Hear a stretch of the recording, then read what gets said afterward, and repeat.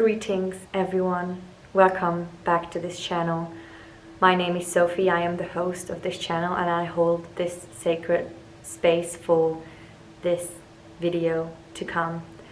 In this video I am talking about how to overcome self-doubt, what helps me to overcome it, and if you've ever felt that you've been overrode with self-doubt or just anxiousness and worry, then this video is for you.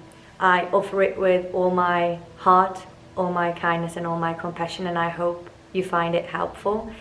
If you do, please give this video a thumbs up and consider subscribing. And without further ado, let's jump into the video about how to overcome self-doubt.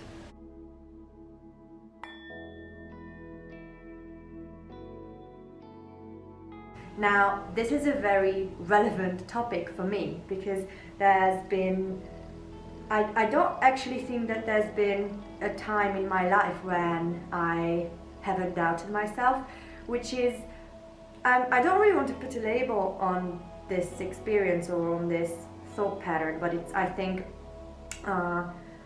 it's important to talk about since it props up in my head so often, and since I'm a firm believer that since we're all human, we share this experience. So if I'm having this continuous self-doubting cycles, I suppose that you do too. I don't know. Let me know if you don't and let us know how you do that.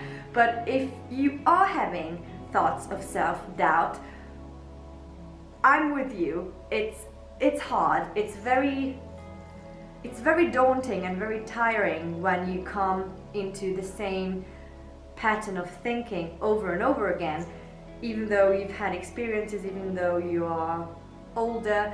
But I think it's a good thing when we are facing these self-doubting thoughts, because it really makes us face our life and face our thoughts in a way that we wouldn't really necessarily do if we were not to doubt ourselves.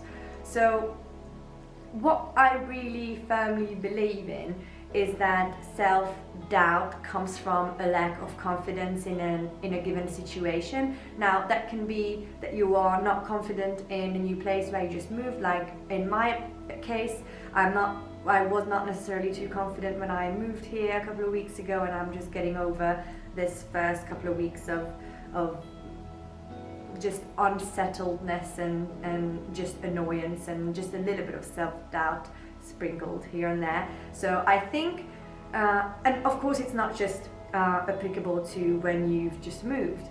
So self-doubt can creep up anytime, and I think that by working on our confidence, we can shorten these periods of self-doubt and the cycle. We can shorten the cycle basically, or at least in my experience. And building on this, I think your confidence, or at least in my experience, my confidence comes from a deep sense of knowing who I am and knowing what I want and who I stand for and what I stand for and who I am. I did say that already, but it's important. So that's how I think this cycle goes, that you doubt yourself, and that's because you are not confident enough, and your confidence comes from knowing yourself or just knowledge about the situation, if it's not an existential crisis or something. So I think, and I've been saying this for a long time now, that person who knows themselves is a really well-rounded person for life. Because if you know yourself, you are quite grounded in your everyday life and day to day. There's a fly here. I'm not sure if you can hear it. It's quite a giant fly. Why are you here? So I think if you know yourself, you set yourself up for success in your relationship, in your career, in your everyday life basically. So a couple of tips from my side, or in my experience, that help you get to know yourself is to tune into what you feel, tune into how you feel about people, tune into how you feel about certain situations, and get really curious about your inner workings.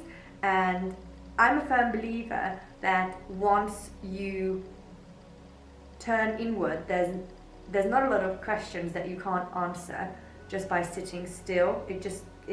There's just a matter of time for you to uncover these existential questions. Of course, I'm not talking about mathematical equations, because God knows if I could sit for hours on end and think about a math equation, I'm just not gonna come up with the answer. Sorry, math teacher in high school, it's just not gonna happen. So once you sit with yourself, once you sit with your feelings and observe how you feel towards a situation, and just really get specific of why you feel this certain way or this certain feeling, and what triggered it, who triggered it, then you can build on that knowledge and act from a place of knowing what triggers you the next time you're in a similar situation. So I think that's a good place to start. Another good place would be journaling, and I've also today is my day of talking, weirdly.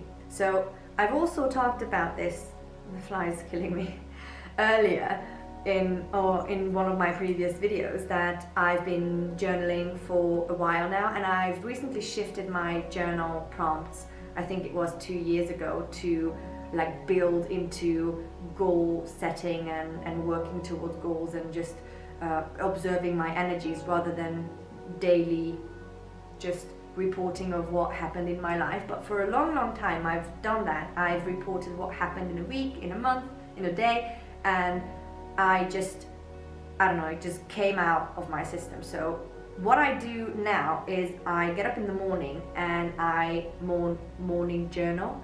I sit down on an empty stomach and just write whatever comes to my mind, and sometimes it's a half a page about how I don't have a clue what I want to write right now. So just getting things out of your system can give you some perspective and give you some ideas about how to overcome these situations next time, and be more self-confident so that you don't doubt yourself in retrospect or in advance. Another, I think, tip would be within self-doubting is to stay in the present, because a lot of doubting yourself comes from jumping into the future, jumping into expectations about the future, and then doubting yourself in the present. Because there's been a lot of instances in my life that I doubted my abilities when I got a job, when I got my first client, when I built my website, and I doubted my abilities, projected into the future about that certain situation. So I would say things to myself in my head that, oh, I'm sure I will not be able to build that website, or I'm sure I will have shortcomings with my client, or I'm not sure I'm going to be able to deliver on this project or job. So a really good thing is to just pull yourself out of the future and get into the present moment and tackle whatever is in front of you that day, because anything that is here today you can tackle. In the your future you doesn't exist. The future does not exist right now. It is all you have is the present moment. All you have is right now. And a good tactic for doing exactly that is body scan and breath work, and tapping into your breathing. So just take a deep breath whenever you feel like you're overcoming of floods of self-doubt and just worrying and anxiety, and take a deep breath, let it go, and then pay attention to the next 3 to 5 breaths. It's not rocket science, but just to focus your mind on something physical. Give your mind something else to focus on, be it your breath, be it your body, be it your bum on the chair. Focus on how your clothes fit on you. Focus on the material touching your skin. Focus on how it feels to hold the pen. Anything that pulls you out of the future into the present, give something else for your mind to concentrate on. It's really that simple, and it can have the buzzword of mindfulness or tapping, or no, tapping's not that, but mindfulness and and coming back to your essence. And that's all good, and that's also valid, but I also like to speak in layman's terms. So whenever you feel like you're overcoming with anxiety and self-doubt and anxiousness, give your mind something else to focus on. Breath, your body, and your physical surroundings. Like, for instance, if you're sitting, pay attention to where your body is touching the surface. If you're working, pay attention to how your fingers are touching the computer. Pay attention to how your hair feels like, if it's up in a bun or if it's down, how it touches your shoulders. Maybe it does not touch your shoulder.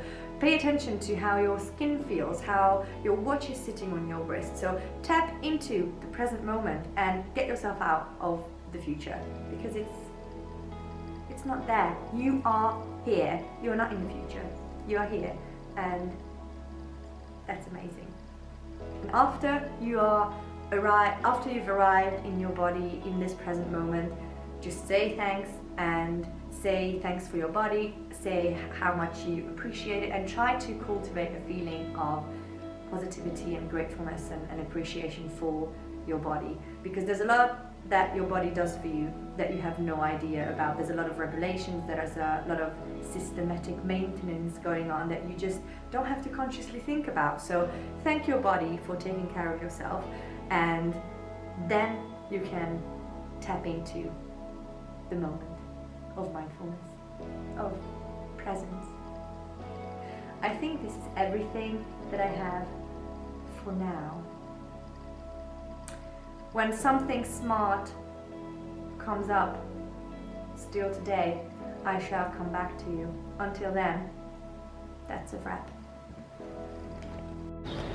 Excuse the weird angle. I'm filming from the window because it's still light outside and the birds are chirping, and I just came up with another way to tackle your self-doubt whenever it comes up, and it's knowing your why, knowing why you do things, especially when it comes to big decisions in your life, because there's going to come a period in your life when you're going to have to choose between two things, and you might want to choose the scarier thing, like leaving your 9-to-5 job to start your own business, or leaving university, or the polar opposite, going into university.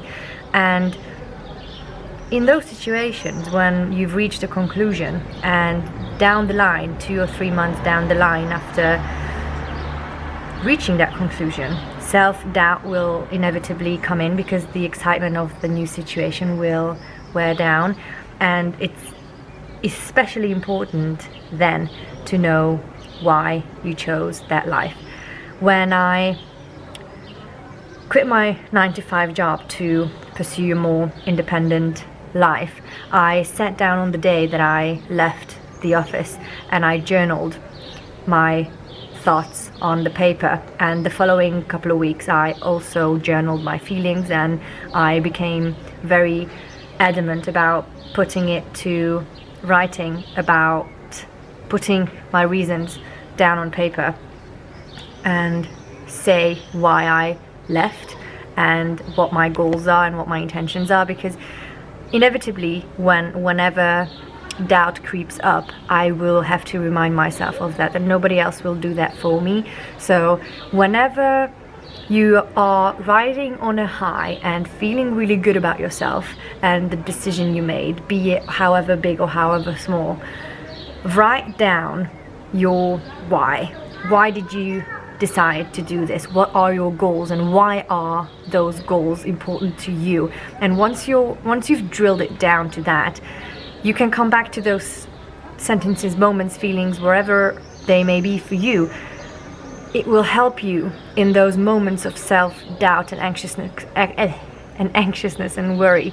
So know your why and go back to it, refocus, use those sentences as anchors and to find your ground again. So yeah, I'll show you the view now because it's absolutely absolutely gorgeous. This is the view from our bedroom, and I just love it so much. Up over there is Germany. That's a restaurant. Up there is a ski slope, and anything else in between is hiking area, and it's basically a 10-minute walk from our flat. It's pretty amazing. It's beautiful. And also the houses are really, really cute. Really cute.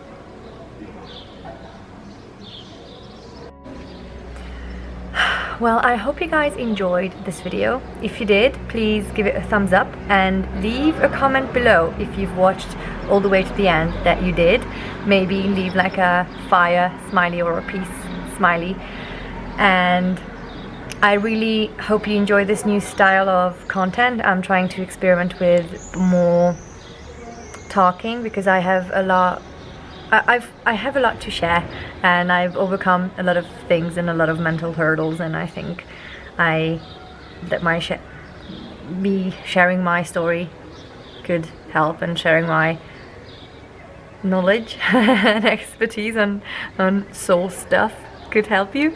So if you found this video helpful, give this video a thumbs up. That would be awesome. And other than that, I'll see you in the next video, and don't forget to subscribe. Don't forget to eat plants, get a lot of movement, and love more, and laugh more, and just live kindly, because life is good. Bye.